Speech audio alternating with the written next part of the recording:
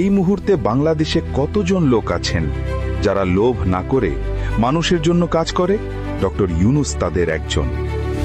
Doctor Yunus এখন শুধু একটা নাম না, উনি এখন একটা চ্যালেঞ্জ সিস্টেমের বিরুদ্ধে, অন্যায়ের বিরুদ্ধে, দুর্নীতির বিরুদ্ধে।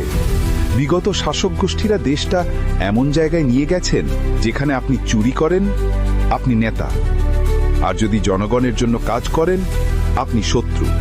আমাদের দেশের সিস্টেমটা দুর্নীতির নিয়মে গড়ে তোলা হয়েছে, যেখানে সত্য বলা মানেই ভয়, কাজ করা মানেই ষড়যন্ত্র, গরিবের কথা বললে মানেই এজেন্ট ট্যাগ। এই ভয়, এই চুপচাপ ব্যবস্থা ভেঙে ডক্টর মুহাম্মদ ইউনূস নিজ হাতে ভবিষ্যৎ গড়তে নেমেছেন, গরিবের জন্য, তরুণের জন্য, দেশের জন্য।